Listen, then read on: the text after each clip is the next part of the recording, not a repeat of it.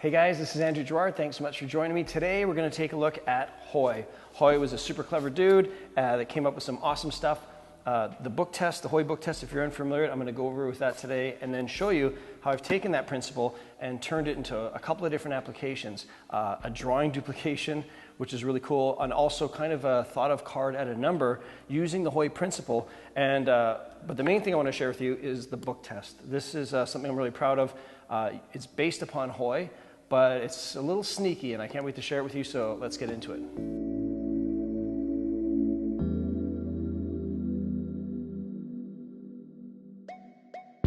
I want to share with you the principle behind the Hoy book test. It's really clever, it's really sneaky. You need two books and you would have one person, one spectator, and the idea is that they're going to take one of the books, you'll take one of the books, you'll randomly riffle through and they'll say stop anywhere, you'll call it the page number, they open up their book to that page number and think of the first word or two and you'd read their mind however you like. It's awesome, it's great. The preparation and the method for this is that you have to have a few seconds with one of the books in your hands. You need to leaf through it and you're going to flip through and you're just going to kind of casually remember a page number and the first couple of words. In this case, I'm looking at page 158. The first two words are Dave's Store. So I'd remember that and close up the book, and then I would use kind of magician's choice or magician's force to have them get this book. So I'd say, pick one of these books. If they take this one, great. If they say this one, I'll say, okay, I'll use this one. And they go, actually, why don't you take this one as well? And you just give them this one. So however you want to navigate it, 158 in Dave's Store, is in this book, so that's the one they get. Then you can flip through this book and say, I'm going to flip through this book. Say stop whenever you want. And they go, stop. You look down and point and go, 158. Open up to page 158 in your book. And I don't want to see. So then they'd open up to 158 and they would, and you say, look at the first couple of words. They would, and it's already Dave's Store, so you can reveal that information however you want, through mind reading, through magic, whatever you want to do. So that's the Hoy principle, is kind of riffling through this book, them saying stop, you miscalling the page to lead them to a page that you already know the information. So I did that version of Hoy for many, many years, and it's amazing. Blows people's minds. It's fantastic. So what I've done is I've done some modifications to change the routine a little bit, so I don't have to have any preparation of the book. I don't want to have to pick it up and look at it and leaf through it and remember page numbers and words. I wanted them to bring two books or go into a bookstore or library or wherever and just bring the two books, having never opened them, and I simply want to go into the routine. So this is the routine that I've come up inspired by Hoy.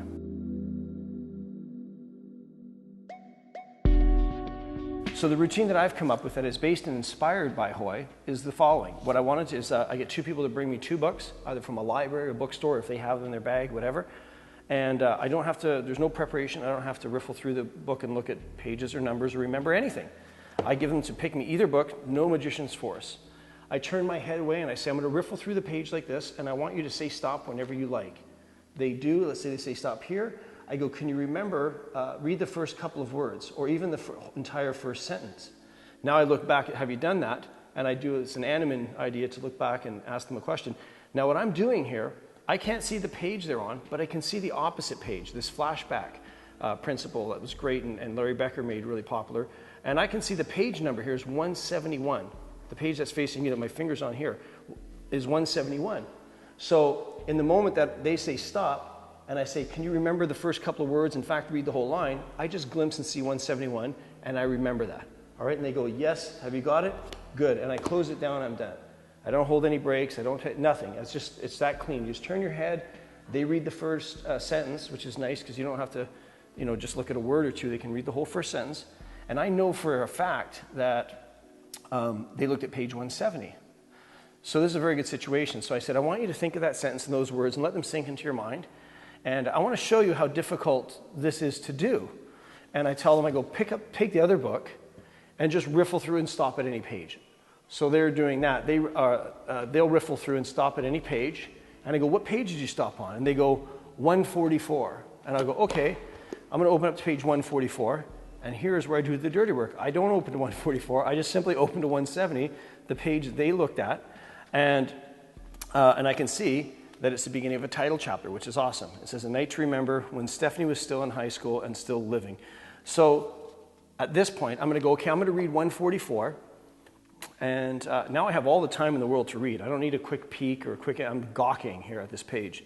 And I'm remembering everything. A night to remember when stuff. So I'm reading on 170, and I go, okay, what do you think is on, I'm going to try and think of that sentence in the same way you are. What do you think is on page 144? And they go, I don't know, something about a dog? And they take a guess, and I go, no, it wasn't even close. But you can see how hard this is. And they go, yeah. So now, what I've just made look impossible, I'm about to do to them. So I tell them, I say, all right, so you're thinking of your sentence, right, and your word that you looked at. I want you to imagine you're holding the book, and I get them to hold an invisible book. I said, imagine you hold the book. Don't even touch the book. Just hold it, and imagine you're reading those words. Now, I can't even see because there's not even a book there. This is just happening in your mind. And what I'm doing is getting it one step away from them even touching a book now. They're holding this invisible book in the air, which aesthetically makes it seem kind of ridiculous, but even more impossible. So this is a really great situation to be in.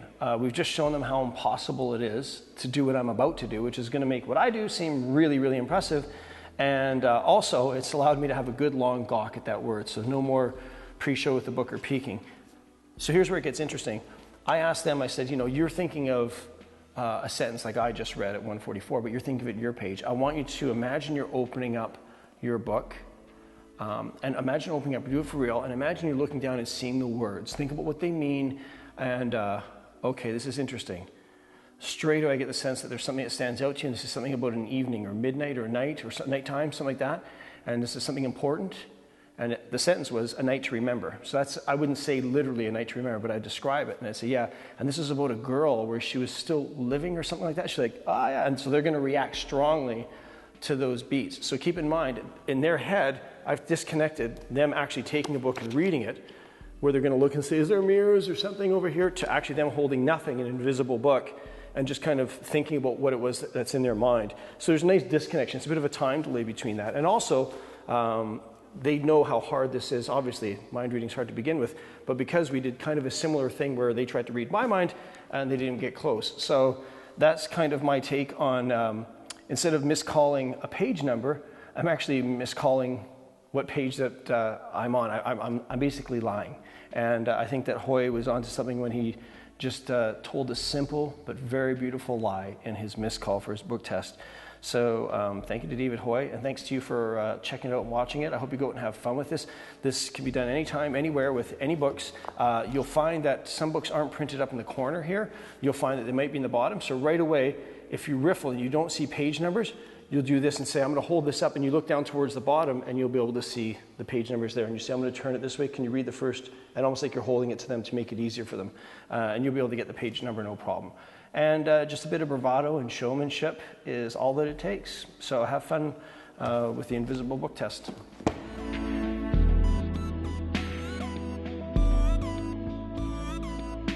Okay, so this is a really cool way of using Hoy that I discovered. I'm sure other people have had to do this. It's kind of a natural thing if you're a mentalist or a mind reader.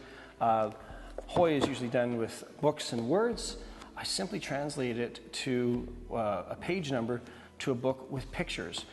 This is a book I've had for a number of years. It's called Vertigo Visions, and it's just a bunch of photographs. There's some writing in it too, but every single page has images and photographs. Now, you don't need to go find a book that has, great photographs on every pages, because with Hoy, you're going to miscall the page. So you just have to find one that you like. In this case, I know page 98 is one of my personal favorites. It can be different every time you do it too. So number 98 in this book is a drawing of a set of lips. I'll show you what that looks like. When lipstick, here we go. Here we go. So that's page 98. And that's a great image, just to have kind of this person inside a set of lips with a lipstick touching it. Very easy to remember. So if you're somewhere where you want to you actually have your own book, I wouldn't recommend bringing your own picture book unless you're doing a stage performance or something and you can make it seem as a random selection. But if you're somewhere that you look through and there's books of photography, there's tons of books that have photos in them, just flick through until you see a picture of a photo and use that page number. Simple as that. So you're going to have somebody, again, pick either book. If they pick this one, you take it. If they pick this one, they take it. No matter what, you just use Magician's Force to to enable them to get this book. And you say, I'm going to flick through here and just say stop anywhere you want. Now, because it's 98, this is important. Don't flick through here and get to the end and go 98, because they can obviously see that this is near the 300. So you want to do say stop anywhere that you want. And so I'd even start before I ask them.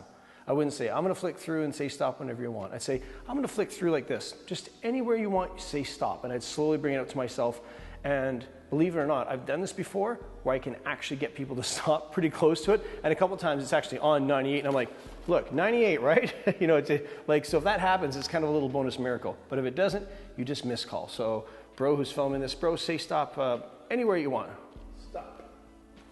Right here, page 98. Have a look and open your book up to 98. So they would do that. And when they open up to 98, say, no, it's important that I don't want to see what you see. So I'm going to go back over here and create some distance. You know, I usually walk away at least 6 feet. And I turn my back. And I go, can you open up to page 98? Make sure nobody else can see but you. Keep it tight to your chest. And have a look if there's and I tell them, if there's a picture there that you can visualize, because there's lots of photos in that book, or if there's words there, I want you to think of that. In this case, it's just a photo. I know that. And I say, and if it's a blank page, we can just flip to another page and we'll do it again. And of course, it's not a blank page, so they're not going to do that. And I go, don't tell me what, but yes or no. Is there something on that page you can visualize? And they say yes. And I know that they're looking at the picture of lips. So you have a number of ways of revealing it. One, you could turn around and say, close the book. And I want you to imagine that you're an artist, even though maybe you're not. I got a pen and a paper. I want you to grab my wrist and you hold a pad and you say, I want you just to relax and just start moving your hand around and just start drawing really badly this kind of image of a set of lips and lipstick. Now, what's implied here is that somehow their subconscious is moving your hand to do it, which is an amazing premise for an effect, that they're kind of subconsciously doing that. Or if you want to be the hero, you can say, look at me, and you can dramatically draw this thing. That's not my favorite thing to do. You could even disconnect it and say, I want you to think of whatever it is you're thinking about in a practical effect. So if it was like something about water, maybe visualize the ocean. Or if it's something about like, you know, a pumpkin, maybe see it as a Halloween or a black cat or something like that, and just kind of disconnect it. So in this case, they're going to see a set of lips. So you can say, it's kind of a sense of like something romantic. And if they start to smile, you know they're thinking of kissing. And if they say no, you say, this is something to do with with the body, and then you'd narrow in and go to lips. So reveal it however you like, but I think that the neat part about this is that every image is a different image, which gives it kind of a jazz feel when you perform. So on the fly, you'll flip through, see a picture of, you know, a salamander, and you're going to have to make that work. So it's kind of a fun thing, and so that's turning Hoy into a drawing do.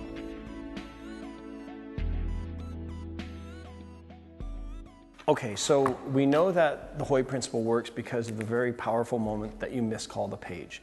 And when you miscall the page, there's no heat on the importance of that page, so that's why it flies under the radar. So kind of the opposite, if you put all the heat on that moment, that's what I did. It's a ballsy routine, but it works so good.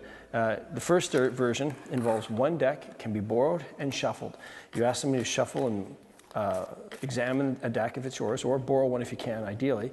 And you do a simple pick a card. So it starts out like that. You pick a card. They would look at it, remember whatever it is. You could control it to the top of the deck and peek it however you like, whether you want to do a rollover peek or a face-up peek or a side jog, any method that you know to get a peek, and just know the card. So once you've known the name of the card, you tell them and you shuffle the deck and give it back to them. Now they're actually shuffling their selected card into the deck. So basically you know their card is the Queen of Spades. You don't know where it is and they don't know where it is. But they don't know that you know. So all you ask them to do is say, I want you to think of a number between 1 and 52. When I say, well, let's look at 52 as a 6. Is that your card? No. What about 1? The Jack of 9, is that? No. So between 1 and 52. And, so they go, okay, usually people, for some reason with me, settle around the teens, early 20s. So, and I think it's because I go to 52, then I come back to 1. And I say, so not 52 and definitely not 1. So they just start at 1 and start thinking down. I think that they stop around 17 to 26 is usually the zone that I get. So let's just say they say 23. And I go, all right, would you deal 22 cards down to the table? And they deal 22 cards, say. And I'd say, this is crazy, but let's have a look. And I go, Queen of Spades. And they freak out, and I just throw the card down. And I'm like, and you shuffle them, and that's it. So I just look at whatever card is there, and I just simply miscall the card. It might sound ridiculous when you're saying this, but believe me, this works, and it works very, very well. And when I first started doing this, I'd actually miscall the card. I'd go, Queen of Spades, we'll look. And then I'd throw the card in front of them, trying to see if they would pick it up and turn it over. And guess what? They don't. They're like, no way, what? That's crazy. They don't turn the card over. And I'm kind of leaving it there to see if they will. And they just never do. So that's how powerful a missed call can be. And just think about how impossible that effect is. You'd have to do quite a bit using sleight of hand or deck switches and whatnot to achieve that, a similar effect. So a quick recap, they pick a card, you control it or enable so that you can actually peek whatever it is, however you want to do that.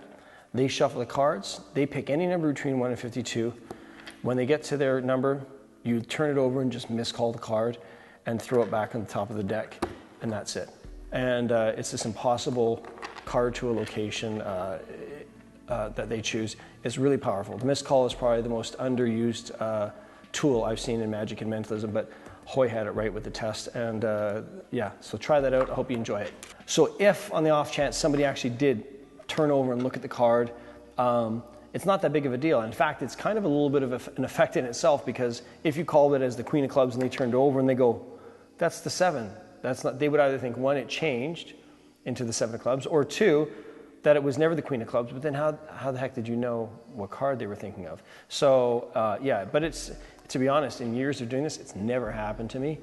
You just have to have the confidence to look at the card and go, Queen of Diamonds? And they go, yeah, and you go, nailed it. Yeah, and that's it. And then just put it on. So let me show you another one. And people, that's it, they move on. It's only a big deal if you make it a big deal. So become a better liar and you'll be a better magician. Boy, that sounds bad, eh?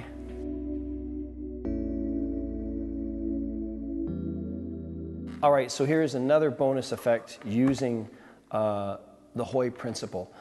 Obviously here we're miscalling a page number, but what about using it with cards and miscalling a count? It's really hard to go 1, 2, 3, 4, 12. You can't do it, so you don't do it that way. This is the effect I've come up with miscalling a count of cards.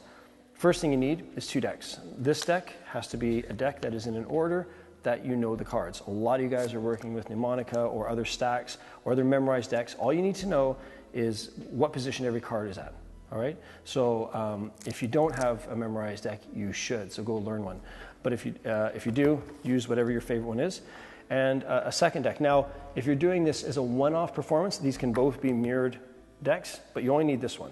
So let's say that you have a deck of cards and they have a deck of cards. So or you have 2 decks. They're shuffling one totally regular deck of cards, and you say, I'd like you to name a card. And let's say they go 2 of hearts. And you go, okay, this is interesting. I know that the 2 of hearts in my memorized deck is the 23rd card. So I'd say, you know what? Cut off some cards in my hand, about half the deck, maybe a little less. So they're going to go like this. Wherever they can cut more or less. They can cut that. So I'll go, interesting. So what I do here is I break and count 1, 2, 3. I will count 3 cards and get a break on it. So the last 3 cards are in my hand. And then I'll start pushing off cards. Okay, hold on a second. Let me just count these. And I've already started pushing cards. I go 20, 21, 22, 23. So I leave those 3 cards out till the end. I don't know how many cards are here. I'm just pushing so fast and counting through like I'm counting them. And if I don't tell them, let's count these, I just start counting. I go, okay, hold on a second. Let me count these. 20, 21, 22, 23. Okay, did you know you were going to cut 23 cards? And I asked them that question, and they have to answer no, because they didn't know they were going to cut 23 cards. But by asking that question and having them answer it, I'm psychologically on a secondary level getting them to agree that they did cut 23 cards. So there's a little psychology there for you to use in other things. But I asked them, did you know you were going to cut 23 cards? And they go, no. And now they agree they did. And you go, I don't want to touch it, but wouldn't this be strange? That deck's been sitting there. Would you pick it up, take it out, deal down 22 cards? What was the card you named in the very beginning when I asked you to think of a card? And they go, 2 of hearts, and they would turn it over, and of course it's the 2 of hearts. So that's using a miscount, a miscall of a miscount, and you'd be surprised. So if you had a number like 9, I'd say, I want you to cut the deck in half. First of all, cut half the cards in your hand, and now I want you to cut some into my hand. And they go like that. So then I'd say, okay, you can put those back. 9. Okay, 9. Did you know you're going to cut 9 cards?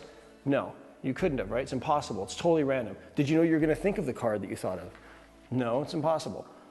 Take that deck, deal down 9 cards, and look, and the card's there. So Same thing if you were to cut, if you wanted a high number like 42, you could say, I want you to cut some cards, say more than half. It's either more than half or less than half. If it's more than half, if they cut that many, they don't know how many cards that is, how many cards are left. Laymen don't know 42, that's actually probably 38 or whatever. They don't know.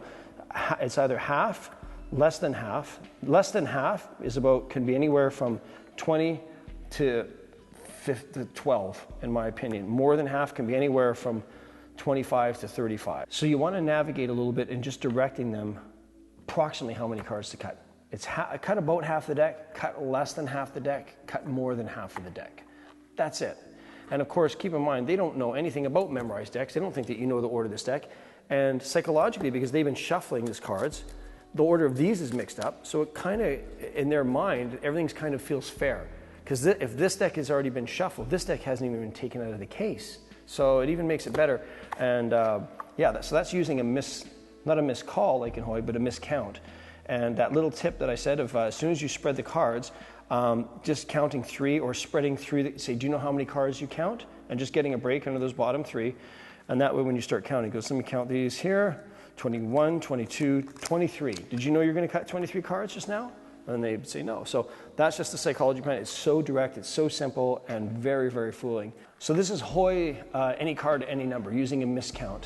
Even though it's not the Hoy with book tests, it's inspired by Hoy, and I think it's so important to remember, and credit our kind of history of people that come up with the ideas that inspire our ideas that we're coming up with. So thank you to David Hoy, and thank you for you watching. I hope you enjoyed, and get out there and blow some minds. Big thanks to Bro Gilbert for having me on the Vault. I hope you guys check out the Vault. There's lots of cool stuff that's going to be happening here, and Bro did not pay me to say that.